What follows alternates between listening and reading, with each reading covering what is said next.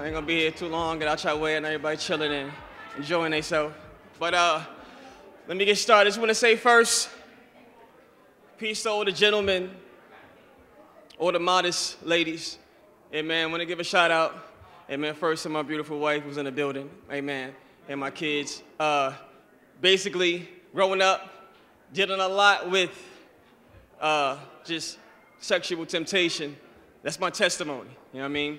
So this poem was inspired for that. And now kind of like my ministry and my goal to help other people, especially young people in that area. You know what I mean? So this poem is for both men and women, basically just talking about stumbling blocks. And it's entitled, Picture from Her Phone. Hope you enjoy. On Monday, she put a picture from her phone on her Facebook. By Friday, 7 people liked it. 3 men left comments. She was young and naive, and she was anxious to read what was sent from these 3 men who she so zealously confirmed as her friends. Friends.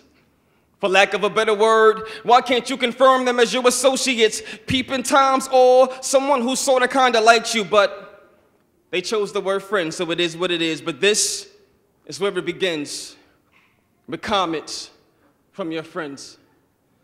And the first one says something like, OMG, looking good. And the second comment said, call me. But the third comment just said, as if he couldn't find the words to express what he saw from your picture. Short skirt, long legs, showing your belly with a shirt that said, text me. I guess he thought he had your permission.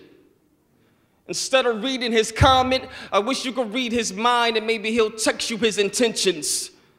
Well, see, it was the norm for this boy. He's addicted to porn, but this addiction is strong, I know. And no, you're not to blame for his sin, but it's sick that when he looks at your pics, you're really not helping him. And as bad as he's plagued by these demons, you continue to spoon feed him. And even while you're sleeping, your picture that you posted is still being noticed, but you didn't notice the other comments written and thought, I bet you won't guess who wrote them. See, I don't know if you're fashionable or trying to impress the boys in class with you, but everyone's affected from the picture from your phone, fully loaded with 3.1 megapixels on your hip, like a cowgirl ready to pull these triggers and unload these clips. You dangerous. But before your picture went public, you made sure your picture was perfect, selecting options so you can edit your image, choosing special effects to remove the blemish, and after you finish, your photograph was worthy of an autograph, except you didn't know behind the scenes it was sort of bad because you became a stumbling block for every man you confirmed as your friends, leaving them in the hands of lust. But you are such a diamond in his eyes, but you settle for the compliment of a boy calling you a dime, and I know what you're thinking. Why should I be chastised for this one time that I decided to show my thighs? Given my free will, my outfit shouldn't be compromised, but I have objections. But just remember Eve when she took one bite of deception just once. And when she shared it with a man, he fell. And no, we are not shifting the blame because every man will be judged by what he observes, but this is to remind you of your worth. For your beauty consists of more than just the patterns of your skirt, but the gentleness of a godly heart.